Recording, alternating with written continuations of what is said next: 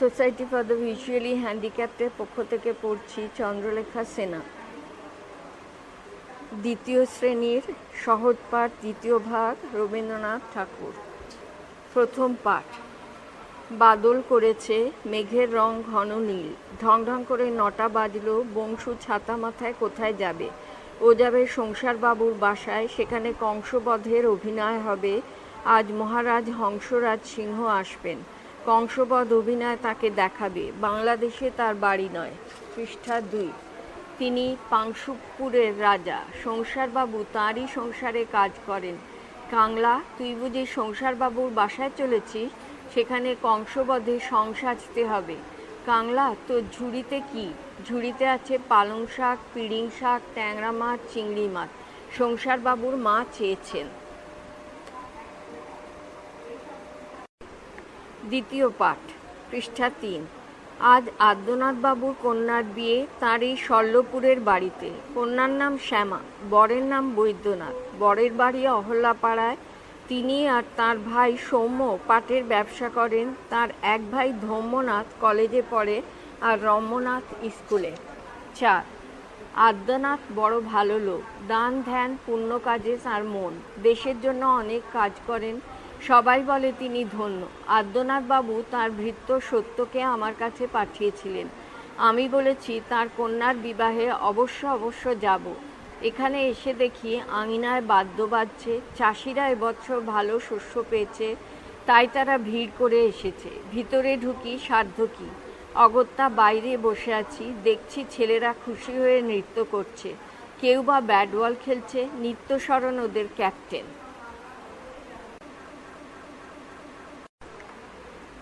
পৃষ্ঠা 5। হাট। কুমোরপাড়ার গরুর গাড়ি, বোঝাই করা কলসি হাঁড়ি, গাড়ি চালায় বংশীবদন, সঙ্গে যে যায় ভাগ্নে মদন। হাট বসেছে শুক্রবারে বক্সিগঞ্জে পদ্মাপাড়ে। 6। জিনিসপত্র জুটিয়ে এনে গ্রামের মানুষ বেচে কেনে। উচ্ছে বেগুন, পটল মূলো, বেতের বোনা ধামাকুলো, সর্ষে ছোলা, ময়দা আটা, শীতের র্যাপার, নকশা কাটা, ঝাঁঝরি করা, বেড়ি হাতা, শহর থেকে সস্তা ছাতা। কলসি ভরা এখো গুড়ে, মাছি যত বেড়ায় উড়ে। খড়ের আঁটি নৌকো বেয়ে আনলো ঘাটে চাষির মেয়ে। অন্ধকানাই পথের পরে গান শুনিয়ে ভিক্ষে করে। পাড়ার ছেলে স্নানের ঘাটে জল ছিটিয়ে সাঁতার কাটে।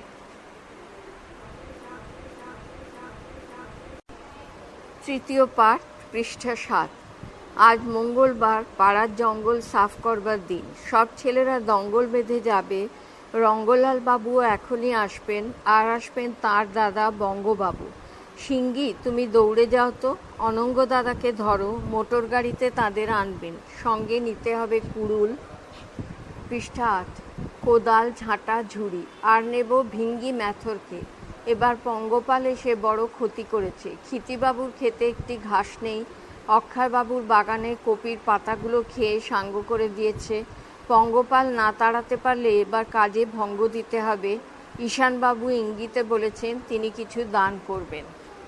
চতুর্থ পাঠ। পৃষ্ঠা 9। চন্দননগর থেকে আনন্দবাবু আসবেন। তিনি আমার পাড়ার কাজ দেখতে চান। দেখো যেন নিন্দা না হয়।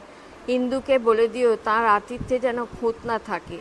তার ঘরে সুন্দর দেখে ফুলদানি রেখো, তাতে কুন্দ ফুল থাকবে আর আকন্দ থাকবে। রঙ্গু বেহারাকে বলো। পৃষ্ঠা 10। তার শোবার ঘরে তার তোরঙ্গ যেন রাখে, ঘর বন্ধ যেন না থাকে। সন্ধ্যা হলে ঘরে ধুনোর গন্ধ দিও। দীনবন্ধুকে রেখো পাশের ঘরেই। তাদের সঙ্গে সিন্ধুবাবু আসবেন, তাকে অন্য ঘরে রাখতে হবে। বিন্দুকে বলে মালা চন্দন তৈরি রাখা চাই। বন্দে মাতারাম গান নন্দী জানে তো?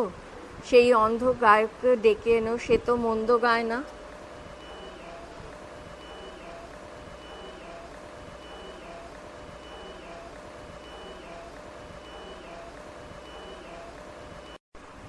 পঞ্চম পাঠ। পৃষ্ঠা 11।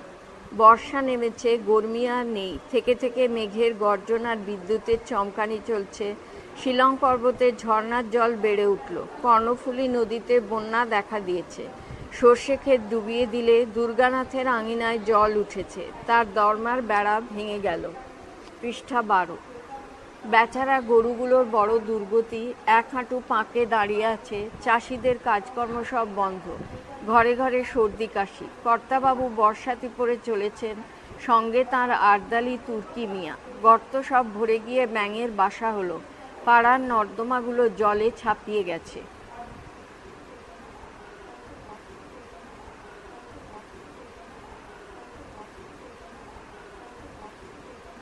পৃষ্ঠা 12। ওইখানে মা পুকুর পাড়ে জিওল গাছের বেড়ার ধারে, হোথায় হব বনবাসী, কেউ কোথাও নেই। ওইখানে ঝাউ তলা জুড়ে বাঁধবো তোমার ছোট্ট কুঁড়ে, শুকনো পাতা বিছিয়ে ঘরে থাকবো দুজনেই।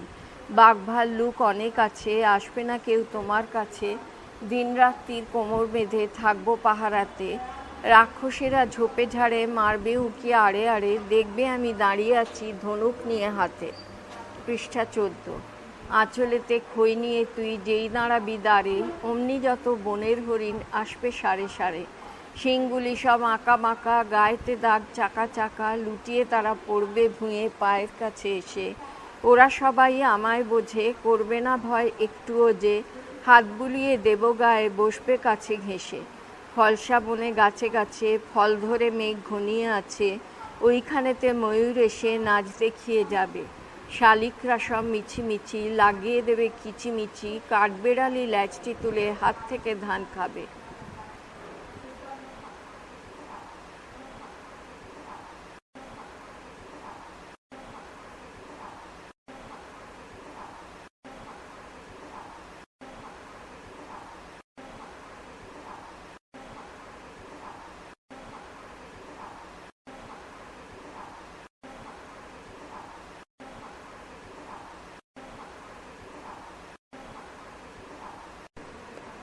ষষ্ঠ পাঠ, পৃষ্ঠা 15। উস্ত্রী নদীর ঝর্ণা দেখতে যাব, দিনটা বড় বিশ্রী। শুনছো বজ্রের শব্দ? শ্রাবণ মাসের বাদলা। উস্ত্রীতে বান নেমেছে, জলের স্রোত বড় দুরন্ত, অবিশ্রান্ত ছুটে চলেছে। অনন্ত, এসো একসঙ্গে যাত্রা করা যাক। আমাদের দুদিন মাত্র ছুটি। কলেজের ছাত্রেরা গেছে ত্রিবেণী, কেউ বা গেছে আত্রাই। সাঁতরাগাছির কান্তি মিত্র যাবে আমাদের সঙ্গে উস্ত্রীর ঝর্ণায়। শান্তা কি যেতে পারবে? সে হয়তো শ্রান্ত হয়ে পড়বে। পথে যদি জল নামে মিশ্রদের বাড়ি আশ্রয় নেব। 16। সঙ্গে খাবার আছে তো? সন্দেশ আছে, পান্তুয়া আছে, বোঁদে আছে। আমাদের কান্ত চাকর শীঘ্র কিছু খেয়ে নি। তার খাবার আগ্রহ দেখিনি। সে ভোরের বেলায় পান্তা ভাত খেয়ে বেরিয়েছে, তার বোন খান্তমণি তাকে খাইয়ে দিলে। পৃষ্ঠা 17, সপ্তম পাঠ। শ্রীশকে বলো তার শরীর যদি সুস্থ থাকে সে যেন বসন্তর দোকানে যায়, সেখান থেকে খাস্তা কচুরি আনা চাই, আর কিছু পেস্তা বাদাম কিনে আনতে হবে। দোকানের রাস্তা সে জানে তো। বাজারে একটা আস্ত কাতলা মাছ যদি পায় নিয়ে আসে যেন, আর বস্তা থেকে গুনতি করে 30টা আলু আনা চাই। পৃষ্ঠা 18। এবার আলু খুব সস্তা, একান্ত যদি না পাওয়া যায় কিছু ওল আনিয়ে নিও।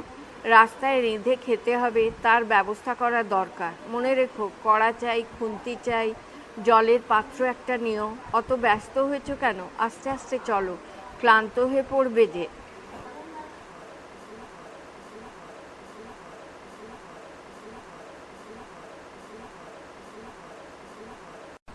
পরবর্তী অংশ, পৃষ্ঠা 23। সেদিন ভোরে দেখি উঠে বৃষ্টি বাদল গেছে ছুটে, রোদ উঠেছে ঝিলমিলিয়ে বাঁশের ডালে ডালে। ছুটির দিনে কেমন সুরে পুজোর সানাই বাজায় দূরে, 3টে শালিক ঝগড়া করে রান্নাঘরের চালে। শীতের বেলায় 2 প্রহরে দূরে কাঁধের ছাদের পরে ছোট্ট মেয়ে রোদ্দুরে দেয় বেগুনি রঙের শাড়ি। চেয়ে চেয়ে চুপ করে রই, তেপান্তরের পার বুঝি ওই, মনে ভাবি ওইখানেতেই আছে রাজার বাড়ি। পৃষ্ঠা 25। থাকতো যদি মেঘে ওড়া পক্ষীরাজের বাচ্চা ঘোড়া, তখনই যে যেতেম তারে লাগাম দিয়ে কষে। যেতে যেতে নদীর তীরে ব্যঙ্গমা আর ব্যঙ্গমীরে পথ শুধিয়ে নিতেম আমি গাছের তলায় বসে। পৃষ্ঠা 26, দশম পাঠ। এত রাত্রে দরজায় ধাক্কা দিচ্ছে কে? কেউ না, বাতাস ধাক্কা দিচ্ছে। এখন অনেক রাত্রি। উল্লাপাড়ার মাঠে শেয়াল ডাকছে হুক্কা হুয়া। রাস্তায়ও কি এক্কা গাড়ির শব্দ, না মেঘ গুড়গুড় করছে? উল্লাস, তুমি যাও তো, কুকুরের বাচ্চাটা বড় চেঁচাচ্ছে, ঘুমোতে দিচ্ছে না, ওকে শান্ত করে এসো। ওটা কিসের ডাক উল্লাস? অশ্বত্থ গাছে প্যাঁচার ডাক। উচ্ছের ক্ষেত থেকে ঝিল্লি ওই ঝিঝি করছে। দরজাটার পাল্লাটা বাতাসে ধড়াস ধড়াস করে পড়ছে। বন্ধ করে দাও। ওটা কি কান্নার শব্দ? না, রান্নাঘর থেকে বিড়াল ডাকছে। যাও না উল্লাস, থামিয়ে দিয়ে এসো গে, আমার ভয় করছে। বড় অন্ধকার, ভজ্জুকে ডেকে দিই। ছি ছি উল্লাস, ভয় করতে লজ্জা করে না? আচ্ছা, আমি নিজে যাচ্ছি। আর তো রাত নেই, পূব দিক উজ্জ্বল হয়েছে। ও ঘরে বিছানায় খুকি চঞ্চল হয়ে উঠল। বাঞ্ছাকে ধাক্কা দিয়ে জাগিয়ে দাও। বাঞ্ছা, শীঘ্র আমার জন্যে চা আনুক আর কিঞ্চিত বিস্কুট। আমি ততক্ষণ মুখ ধুয়ে আসি। রক্ষামণি থাক খুকুর কাছে। তুমিও সাজসজ্জা করে তৈরি থাকো উল্লাস, বেড়াতে যাব। উত্তম কথা, কিন্তু ঘাস ভিজে কেন? এক পত্তন বৃষ্টি হয়ে গেল বুঝি? এবার লণ্ঠনটা নিভিয়ে দাও আর মন্টুকে বলো বারান্দা পরিষ্কার করে দিক। এখনই রেভারেন্ড অ্যান্ডারসন আসবেন। পণ্ডিত মশাইয়েরও আসবার সময় হলো। ওই শোনো, কুণ্ডুদের বাড়ি ঢং ঢং করে 6টার ঘণ্টা বাজে।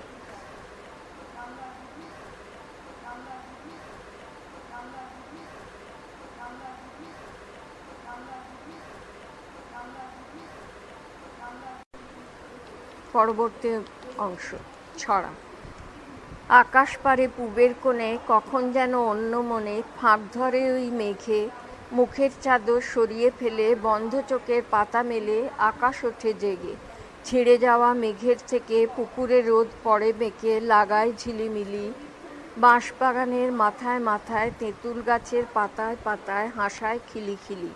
হঠাৎ কিসের মন্ত্র এসে ভুলিয়ে দিলে এক নিমেষে বাদল বেলার কথা। হারিয়ে পাওয়া আলো তীরে নাচায় ডালে ফিরে ফিরে ঝুমকো ফুলের লতা। পৃষ্ঠা 30, একাদশ পাঠ। ভক্তরামের নৌকো শক্ত কাঠের তক্তা দিয়ে তৈরি। ভক্তরাম সেই নৌকো সস্তা দামে বিক্রি করে।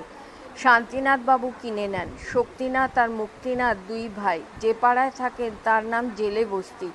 তার বাড়ি খুব মস্ত। সামনে নদী, পিছনে বড় রাস্তা। তার দারোয়ান শক্তু সিং আর আকরাম মিশ্র রোজ সকালে কুস্তি করে। পৃষ্ঠা 31। শক্তিনাথ বাবুর চাকরের নাম অক্রুর। তার বড় ছেলের নাম বিক্রম, ছোট ছেলের নাম শক্রনাথ। শক্তিবাবু তার নৌকো লাল রং করে নিলেন।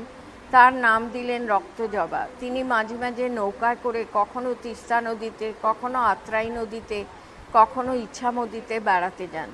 একদিন আঘ্রাণ মাসে পত্র পেলেন বিপ্রগ্রামে বাঘ এসেছে। শিকারে যাত্রা করলেন। সেদিন শুক্রবার, শুক্লপক্ষের চন্দ্র সবে অস্ত গেছে। আকরাম বন্দুক নিয়ে চলল। আর দুটো বল্লম ছিল, সিন্ধুকে ছিল গুলি বারুদ। নদীতে প্রবল স্রোত। বেলা যখন 2 প্রহর, নৌকো নন্দগ্রামে পৌঁছল। রৌদ্র ঝাঁঝা করছে। শিকারে যাত্রা করলেন সেদিন শুক্রবার। শুক্লপক্ষের চন্দ্র সবে অস্ত গেছে। আকরাম বন্দুক নিয়ে চলল। আর দুটো বল্লম ছিল, সিন্ধুকে ছিল গুলি বারুদ। নদীতে প্রবল স্রোত। বেলা যখন 2 প্রহর, নৌকো নন্দগ্রামে পৌঁছল। রৌদ্র ঝাঁঝা করছে। এক ভদ্রলোক খবর দিলেন কাছেই বন্দিপুরের বন, সেখানে আছে বাঘ। শক্তিবাবু আর আকরাম বাঘ খুঁজতে নামলেন। জঙ্গল ঘন হয়ে এলো, ঘোর অন্ধকার। কিছু দূরে গিয়ে দেখেন এক পোড়ো মন্দির, জনপ্রাণী নেই। শক্তিবাবু বললেন এইখানে একটু বিশ্রাম করি। পৃষ্ঠা 32। সঙ্গে ছিল লুচি, আলুর দম আর পাঁঠার মাংস, তাই খেলেন। আকরাম খেলো চাটনি দিয়ে রুটি। তখন বেলা পড়ে আসছে। গাছের ফাঁক দিয়ে বাঁকা হয়ে রোদ পড়ে। প্রকাণ্ড অর্জুন গাছের ওপর কতগুলো বাঁদর, তাদের লম্বা ল্যাজ ঝুলছে। শক্তিবাবু কিছু দূর গিয়ে দেখলেন একটা ছোট সোঁতা, তাতে 1 হাঁটুর বেশি জল হবে না। তার ধারে বালি, সেই বালির ওপর বড় বড় থাবার দাগ। নিশ্চয়ই বাঘের থাবা। শক্তিবাবু ভাবতে লাগলেন কি করা কর্তব্য। অঘ্রাণ মাসের বেলা, পশ্চিমে সূর্য অস্ত গেল। সন্ধ্যা হতেই ঘোর অন্ধকার। কাছে তেঁতুল গাছ, তার উপরে দুজনে চড়ে বসলেন। গাছের গুঁড়ির সঙ্গে চাদর দিয়ে নিজেদের বাঁধলেন, পাছে ঘুম এলে পড়ে যান। কোথাও আলো নেই, তারা দেখা যায় না, কেবল অসংখ্য জোনাকি গাছে গাছে জ্বলছে।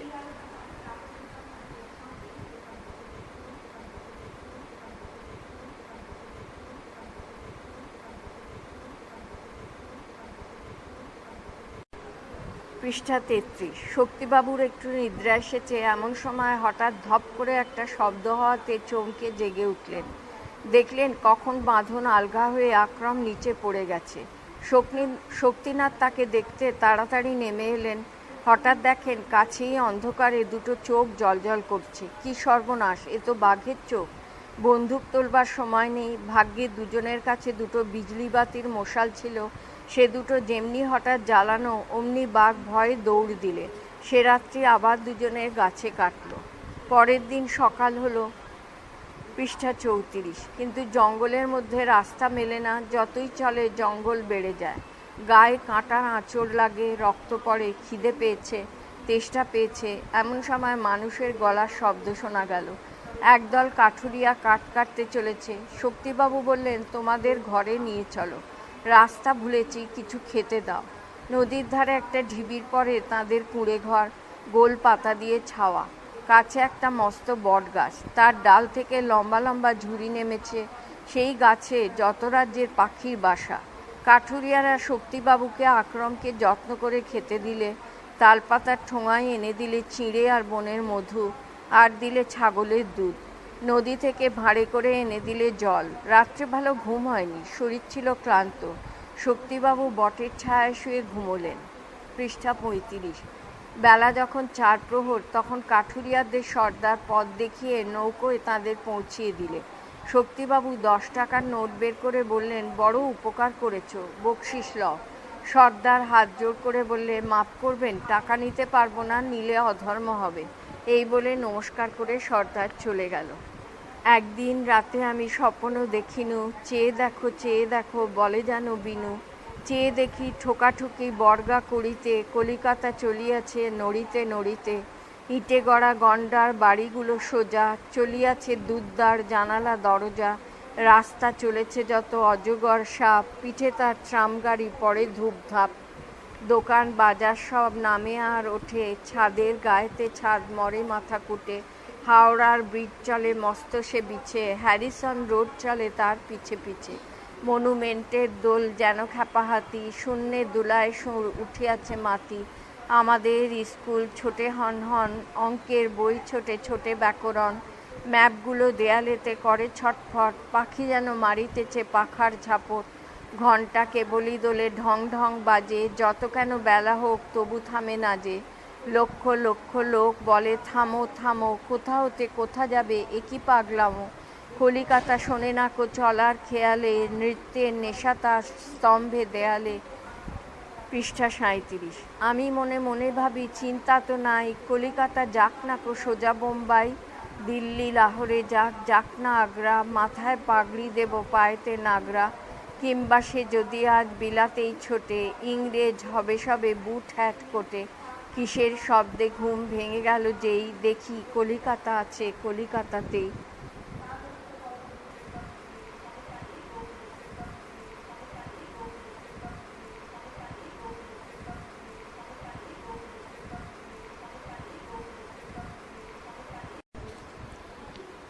পরবর্তী অংশ দ্বাদশ পাঠ, পৃষ্ঠা 37। গুপ্তিপাড়ার বিশ্বম্ভরবাবু পালকি চড়ে চলেছেন সপ্তগ্রাম। ফাল্গুন মাস, কিন্তু এখনো খুব ঠান্ডা। কিছু আগে প্রায় সপ্তাহ ধরে বৃষ্টি হয়ে গেছে। বিশ্বম্ভরবাবুর গায়ে এক মোটা কম্বল। পালকির সঙ্গে চলেছে তার শম্ভু চাকর, হাতে এক লম্বা লাঠি। পালকির ছাদে ওষুধের বাক্স, পৃষ্ঠা 38, দড়ি দিয়ে বাঁধা। শম্ভুর গায়ে অদ্ভুত জোর। একবার কুম্ভীরার জঙ্গলে তাকে ভল্লুকে ধরেছিল। সঙ্গে বন্দুক ছিল না, শুদ্ধ কেবল লাঠি নিয়ে ভল্লুকের সঙ্গে তার যুদ্ধ হলো। শম্ভুর হাতের লাঠিকে ভল্লুকের মেরুদণ্ড গেল ভেঙে, তার আর উত্থান শক্তি রইল না। আর একবার শম্ভু বিশ্বম্ভর বাবুর সঙ্গে গিয়েছিল স্বর্ণগঞ্জে। সেখানে পদ্মা নদীর চরে রান্না চড়াতে হবে। তখন গ্রীষ্মকালের মধ্যাহ্ন। পদ্মার ধারে ছোট ছোট ঝাউ গাছের জঙ্গল। উনান ধরানো চাই। দা দিয়ে শম্ভু ঝাউডাল কেটে আঁটি বাঁধল। অসহ্য রৌদ্র, বড় তৃষ্ণা পেয়েছে। নদীতে শম্ভু জল খেতে গেল। এমন সময় দেখলে একটা বাছুরকে ধরেছে কুমিরে। শম্ভু এক লম্ফে জলে পড়ে কুমিরের পিঠে চড়ে বসল। দা দিয়ে তার গলায় পোঁচ দিতে লাগলো। জল লাল হয়ে উঠল রক্তে। কুমির যন্ত্রণায় বাছুরকে দিল ছেড়ে। শম্ভু সাঁতার দিয়ে ডাঙায় উঠে এলো। পৃষ্ঠা 39। বিশ্বম্ভর বাবু ডাক্তার, রোগী দেখতে চলেছেন বহু দূরে।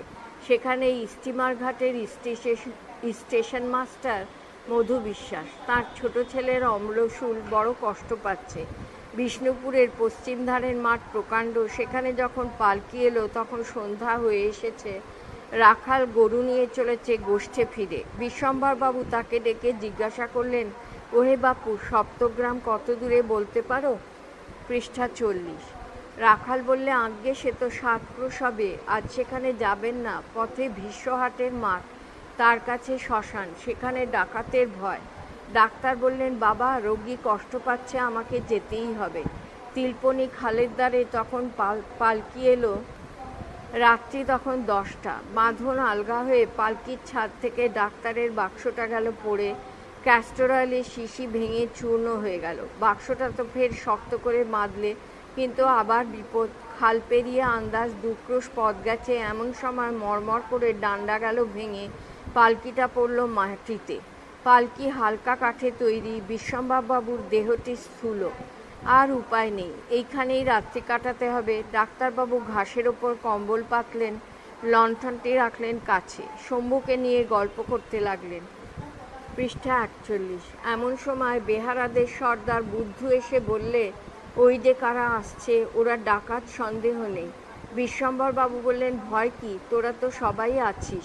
বুদ্ধু বললে, বলবু পালিয়েছে, পল্লুকেও দেখছি নে, বক্সি লুকিয়েছে ওই ঝোপের মধ্যে। ভয়ে বিষ্ণুর হাত পা আড়ষ্ট। শুনে ডাক্তার তো ভয় কম্পিত। ডাকলেন, শম্ভু। শম্ভু বললে, আজ্ঞে। ডাক্তার বললেন, এখন উপায় কি? শম্ভু বললে, ভয় নেই, আমি আছি। ডাক্তার বললেন, ওরা যে 5 জন। শম্ভু বললে, আমি যে শম্ভু।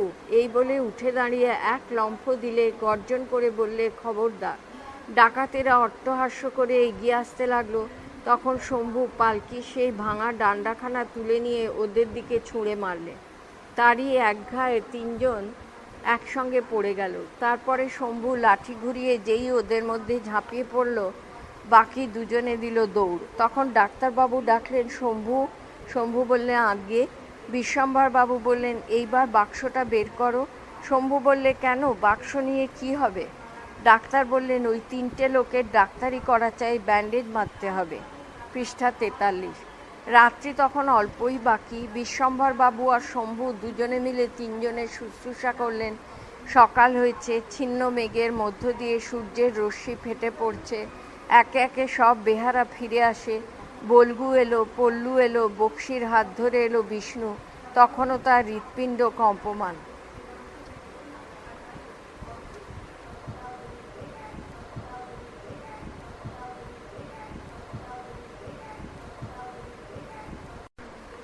পৃষ্ঠা 44। স্টিমার আসিছে ঘাটে, পড়ে আসে বেলা, পূজার ছুটির দল, লোকজন মেলা। এলো দূর দেশ হতে বৎসরের পরে, ফিরে আসে যে যাহার আপনার ঘরে। জাহাজের ছাদে ভিড়, নানা লোকে নানা, মাদুরে কম্বলে লেপে পেতেছে বিছানা ঠেসাঠেসি করে। তারই মাঝে হরে রাম মাথা নেড়ে বাজাইছে হারমোনিয়াম। বোঝা আছে কত শত, বাক্স কত রূপ, টিন বেত, চামড়ার পুটুলি স্তূপ। পৃষ্ঠা 45। থলিঝুলি ক্যাম্বিসের ডালা ঝুড়ি ধামা, সবজিতে ভরা। গায়ে রেশমের জামা, কোমরে চাদর বাঁধা চণ্ডী অবিনাশ কলিকাতা হতে আসে। বঙ্কু শ্যামদাস, অম্বিকা অক্ষয়। নতুন চীনের জুতা, করে মশমশ, মেরে কনুইয়ের গুঁতা। ভিড় ঠেলে আগে চলে, হাতে বাঁধা ঘড়ি, চোখেতে চশমা কারো, সরু এক ছড়ি, সবেগে দুলায়। পৃষ্ঠা 46। ঘন ঘন ডাক ছাড়ে স্টিমারের বাঁশি, কে পড়ে কাহার ঘাড়ে।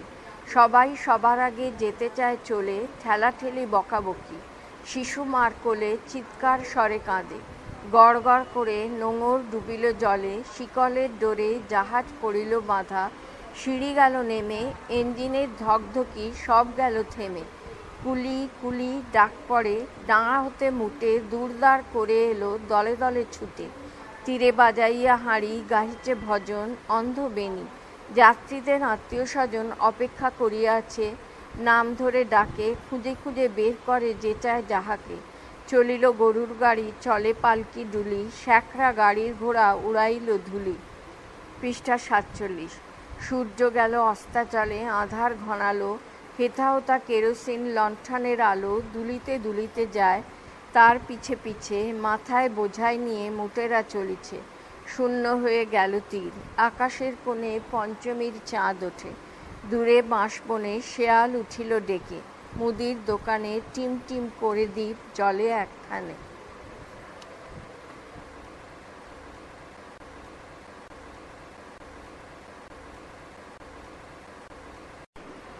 পরবর্তী অংশ ত্রয়োদশ পাঠ, পৃষ্ঠা 48। উদ্ধব মণ্ডল জাতিতে সদ্য, তার অত্যন্ত দরিদ্র অবস্থা। ভূসম্পত্তি যা কিছু ছিল ঋণের দায় বিক্রয় হয়ে গেছে। এখন মজুরি করে কায়ক্লেশে তার দিনপাত হয়। এদিকে তার কন্যা নিস্তারিণীর বিবাহ, বরের নাম বটকৃষ্ণ। তার অবস্থা মন্দ নয়। ক্ষেতের উৎপন্ন শস্য দিয়ে সহজেই সংসার নির্বাহ হয়। বাড়িতে পূজা অর্চনা ক্রিয়াকর্মও আছে। আগামীকাল 19শে জ্যৈষ্ঠ বিবাহের দিন। বরযাত্রীর দল আসবে, তার জন্যে আহারাদির উদ্যোগ করা চাই। পাড়ার লোকে কিছু কিছু সাহায্য করেছে, অভাব তবু যথেষ্ট। পাড়ার প্রান্তে একটি বড় পুষ্করিণী, তার নাম পদ্মপুকুর। বর্তমান ভূস্বামী দুর্লভবাবুর পূর্বপুরুষদের আমলে এই পুষ্করিণী সর্বসাধারণে ব্যবহার করতে পেত। পৃষ্ঠা 49। এমনকি গ্রামের গৃহস্থ বাড়ির কোনো অনুষ্ঠান উপলক্ষে প্রয়োজন উপস্থিত হলে মাছ ধরে নেবার বাধা ছিল না। কিন্তু সম্প্রতি দুর্লভবাবু প্রজাদের সেই অধিকার বন্ধ করে দিয়েছেন। অল্প কিছুদিন আগে খাজনা দিয়ে বৃন্দাবন জেলে তাঁর কাছ থেকে এই পুকুরে মাছ ধরবার সত্ত্ব পেয়েছে। উদ্ধব এ সংবাদ ঠিকমতো জানত না, তাই সেদিন রাত্রি থাকতে উঠে পদ্মপুকুর থেকে একটা বড় দেখে রুই মাছ ধরে বাড়ি আনবার উপক্রম করছে। এমন সময় বিঘ্ন ঘটল। সেদিন দুর্লভবাবুর ছোট কন্যার অন্নপ্রাশন। খুব সমারোহ করে লোক খাওয়ানো হবে। তারই মাছ সংগ্রহের জন্য বাবুর কর্মচারী কৃত্তিবাস কয়েকজন জেলে নিয়ে সেই পুষ্করিণীর ধারে এসে উপস্থিত। দেখে উদ্ধব এক মস্ত রুই মাছ ধরেছে। সেটা তখনই তার কাছ থেকে কেড়ে নিলে। উদ্ধব কৃত্তিবাসের হাতে পায়ে ধরে কাঁদতে লাগলো। কোনো ফল হলো না। ধনঞ্জয় পেয়াদা তাকে বলপূর্বক ধরে নিয়ে গেল দুর্লভবাবুর কাছে। দুর্লভের বিশ্বাস ছিল যে ম্যাজিস্ট্রেটের কাছে অত্যাচারী বলে উদ্ধব তার দুর্নাম করেছে, তাই তার উপরে তার বিষম ক্রোধ। বললেন, তুই মাছ চুরি করেছিস, তার দণ্ড দিতে হবে। ধনঞ্জয়কে বললেন, একে ধরে নিয়ে যাও, যতক্ষণ না 10 টাকা দণ্ড আদায় হয় ছেড়ে দিও না। উদ্ধব হাত জোর করে বললে, আমার 10 পয়সাও নেই। কাল কন্যার বিবাহ, কাজ শেষ হয়ে যাক, তারপরে আমাকে শাস্তি দেবেন। দুর্লভবাবু তার কাতর বাক্যে কর্ণপাত করলেন না। ধনঞ্জয় উদ্ধবকে সকল লোকের সম্মুখে অপমান করে ধরে নিয়ে গেল। দুর্লভের পিসি কাত্যায়নী ঠাকুরুন সেদিন অন্নপ্রাশনের নিমন্ত্রণে অন্তঃপুরে উপস্থিত ছিলেন। উদ্ধবের স্ত্রী মোক্ষদা তাঁর কাছে কেঁদে এসে পড়ল। কাত্যায়নী দুর্লভকে ডেকে বললেন, বাবা, নিষ্ঠুর হও না। উদ্ধবের কন্যার বিবাহে যদি অন্যায় করো তবে তোমার কন্যার অন্নপ্রাশনে অকল্যাণ হবে। পৃষ্ঠা 52। উদ্ধবকে মুক্তি দাও। দুর্লভ পিসির অনুরোধ উপেক্ষা করে চলে গেলেন। কৃত্তিবাসকে ডেকে কাত্যায়নী বললেন, উদ্ধবের দণ্ডের এই 10 টাকা দিলাম, এখনই তাকে ছেড়ে দাও। উদ্ধব ছাড়া পেলে, কিন্তু অপমানের লজ্জায় তার 2 চক্ষু দিয়ে জল পড়তে লাগলো। পরদিন গোধূলি লগ্নে নিস্তারিণীর বিবাহ। বেলা যখন 4টে তখন 5 জন বাহক উদ্ধবের কুটির প্রাঙ্গণে এসে উপস্থিত। কেউ বা এনেছে ঝুড়িতে মাছ, কেউ বা এনেছে হাঁড়িতে দই, কারো হাতে থালায় ভরা সন্দেশ, একজন এনেছে একখানি লাল চেলির শাড়ি। পাড়ার লোকের আশ্চর্য লাগলো। জিজ্ঞাসা করলে, কে পাঠালেন? বাহকেরা তার কোনো উত্তর না করে চলে গেল। তার কিছুক্ষণ পরে কুটিরের সম্মুখে এক পালকি এসে দাঁড়ালো। তার মধ্যে থেকে নেমে এলেন কাত্যায়নী ঠাকুরুন। উদ্ধব এত সৌভাগ্য স্বপ্নেও কল্পনা করতে পারত না। কাত্যায়নী বললেন, দুর্লভ কাল তোমাকে অপমান করেছে, সে কথা তুমি মনে রেখো না। আমি তোমার কন্যাকে আশীর্বাদ করে যাব, তাকে ডেকে দাও। কাত্যায়নী নিস্তারিণীকে একগাছি সোনার হার পরিয়ে দিলেন আর তার হাতে 100 টাকার একখানি নোট দিয়ে বললেন, এই তোমার যৌতুক।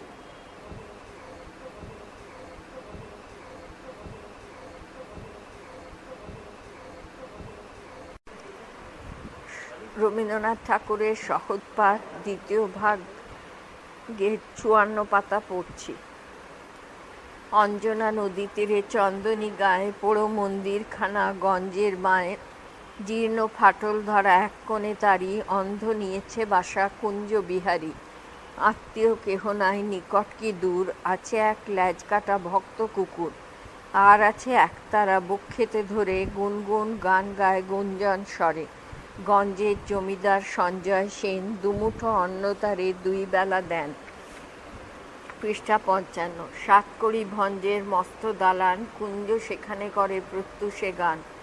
হরি হরি রব উঠে অঙ্গন মাঝে ঝনঝনি ঝনঝনি খঞ্জনি বাজে। ভঞ্জের পিসিতাই সন্তোষ পান কুঞ্জকে করেছেন কম্বল দান। চিড়ে মুড়কিতে তার ভরি দেন ঝুলি পৌষে খাওয়ান ডেকে মিঠে পিঠে পুলি। আশ্বিনে হাট বসে ভারী ধুম করে মহাজনী নৌকায় ঘাট যায় ভরে। হাঁকাহাঁকি ঠেলাঠেলি মহাশোর গোল পশ্চিমী মাল্লারা বাজায় মাদল। বোঝা নিয়ে মন্থর চলে গরু গাড়ি চাকাগুলো ক্রন্দন করে ডাক ছাড়ি। কল্লোলে কোলাহলে জাগে এক ধ্বনি অন্ধের কণ্ঠের গান আগমনী। পৃষ্ঠা 56। সেই গান মিলে যায় দূর হতে দূরে শরতের আকাশেতে সোনার রোদ্দুরে। সহজপাঠ দ্বিতীয় ভাগ এখানেই শেষ হলো।